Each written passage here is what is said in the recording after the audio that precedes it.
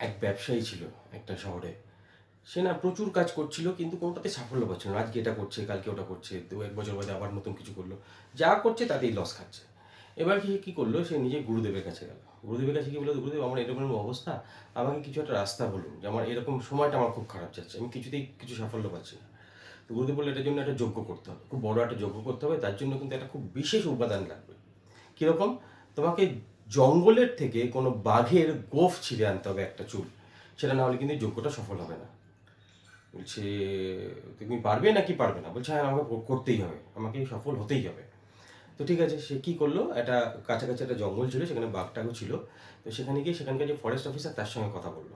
কথা বললে বললো আমাকে জঙ্গলে ঢোকার ব্যবস্থা করে দাও, তোমাকে আর কিচ্ছু করতে হবে না, আমি শুধু জঙ্গলে ঢোকার ব্যবস্থা করে দাও কিছুদিনের জন্য। বলে ঠিক আছে। সে প্রথমে গিয়ে একটা জায়গা স্পটটা দেখলো যেখানে একটা বাঘ একটা গুহার মধ্যে আসে।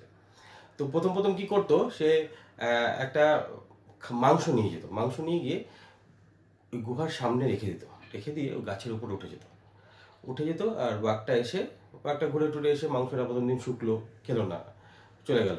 পরের দিন আবার মাংস পড়ে রয়েছে, আবার সেদিন সে খেলো। তারপরের দিন দেখা যাচ্ছে যে ওই এরকম করে কয়েকদিন, প্রায় 1 মাস মতন ও বাঘটাকে রোজ মাংস খাওয়াচ্ছে। বাঘটা কিন্তু যাওয়ার ক্ষমতা বা শিকার করার ইচ্ছা আস্তে আস্তে কমতে আরম্ভ করেছে। এবার দেখা গেল একদিন ও সাহস করে কি করলো, গাছ থেকে, আর বাঘটার অন্য কোনো শিকার করা যেহেতু বিয়ে নেই, তো একদিন কি করলো, বাঘ মানে গাছ থেকে নেমে মাংসটা নিজের হাতে দিল। তো বাঘটা তারা দেখলো যে বাঘটা তাতেও খেতে শুরু করলো। এরকম করে কিছুদিন ও নিজের মধ্যে আর বাঘের মধ্যে ডিস্টেন্সটা কমাতে থাকলো। একদিন এরকম হলো, বাঘটা ওকে দেখে আর কোনো ইয়ে নেই, কোনো রকম কোনো তারপিত নেই, ও বুঝতে পারছে এই লোকটা আমাকে মাংস দেয়, তো তাকে অ্যালাউ করে নিয়েছে। এবারও কি করেছে, একদিন বাঘটার কাছে গিয়ে হাতে ধরে মাংস খাওয়াতে শুরু করলো বাঘটা, তাতেও কোনো অসুবিধা নেই, হ্যাবিট হয়ে গেছে তুই মাংসটা খাওয়ার। তো সেটা খেতে খেতে একদিন বাঘের গায়ে হাত বোলাচ্ছে, সেটাও বাঘটা করে নিয়ে একদিন টাক করে একটা গোঁফ ছিঁড়ে নিয়েছে। বাঘটা বুঝতেও পারেনি, ওর কাজ হয়ে গেছে, এবার ও সফল হয়ে যাবে। এবার গুরুদেবের কাছে গেছে, গুরুদেব দেখুন আমি এইভাবে বাঘের গোঁফ নিয়ে এসেছি। গুরুদেব তখন জিজ্ঞেস করলো যে তুমি কীভাবে আনলে? ও পুরো গল্পটা বলল যে এরকম এরকম করে আমি এটা পেয়েছি। তো গুরুদেব বললো বাহ খুব ভালো, দাও ওটা আমাকে দাও।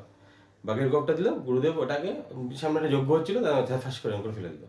লোকটা তো ক্ষেপে আগুন, আমি এত কষ্ট করে নিয়ে আসলাম, আপনি বললেন আমাকে যে এইটা নিয়ে এরকম নিয়ে আসলে আমার জন্য যোগ্য হবে, বিরাট কিছু হবে, তাতে আমি সফল হবো, আপনি ফেলে দিলেন জিনিসটাকে, এত কষ্ট করে আনলাম। বলছে যে দেখো তুমি যেটা করেছো না, এটাই তোমার সাফল্যের চাবিকাঠি। ধৈর্য ধরেছো তুমি, 1 বছর ধরে একটা বাঘের গোপের জন্য যে ধৈর্যটা ধরেছো না, এই ধৈর্যটা ধরে যদি তুমি যে কোনো ব্যবসা করো, সেই ব্যবসাতে তুমি সাফল্য পাবে। ফ্রেন্ডস, গল্পটা বলার উদ্দেশ্য হচ্ছে এইটা, আপনি যে ব্যবসাটা করতে এসছেন সেটা কিন্তু ধৈর্য ধরার ব্যবসা। গাছ দু রকমের হয়, ধান গাছও হয় 6 মাসে ফল পাওয়া যায়, গাছটাকে কেটে ফেলে দিতে হয়। আর আম গাছও হয়, 5 বছর সময় লাগে আম দিতে, কিন্তু তারপর সারা জীবন সে আম দেয়।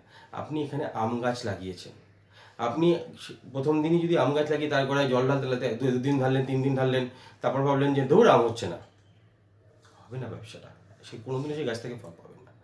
আবার যদি এরকম ভাবেন যে আমি ফল তো পাবো 5 বছর বাদে, আমি 5 বছর বাদে গিয়ে গাছের যত্ন করব, তাহলেও কিন্তু ফল পাবেন না, গাছটা মরে যাবে। আপনাকে এখন থেকে গাছটাকে বাঁচিয়ে রাখতে হবে, তাকে রেগুলারলি জল দিতে হবে, সার দিতে হবে, পোকামাকড় থেকে বাঁচাতে হবে, গরু ছাগল খেয়ে না নেয় তার জন্য তাকে আটকাতে হবে। সেই কাজগুলো আপনাকে এখন থেকে করতে হবে। সেই কাজগুলো কি জানেন, নিজের মাইন্ডটাকে আটকানো, নিজের মাইন্ডটাকে একটা একটা একটা ব্যারিয়ার দিন, একটা বেড়া দিন, যাতে বাইরের নেগেটিভিটিতে আপনার ওই মাইন্ডটা পজিটিভ জিনিসটাকে খেয়ে না নেয়, তাহলে কিন্তু আপনি রেজাল্ট পাবেন না। আর যারা এই ধৈর্যটা ধরতে পারবেন না, তারা দয়া করে বিজনেসের সঙ্গে অ্যাসোসিয়েটেড থাকবেন না, ছেড়ে দিন, কোনো অসুবিধা নেই। কিন্তু ধৈর্য যদি রাখতে পারেন, তাহলে এই গাছটা একদিন বড় হবে, আম দেবে, এবং আপনাকে সারা জীবন সেই আম খেতে পারবেন। আপনি পৃথিবীর সেরা আমটা আপনি পাবেন সারা জীবনের জন্য। এই ধৈর্যটা আপনাকে রাখতে হবে। এবার এটা ডিসিশনটা আপনার, আপনি কি করতে চান। Thank you.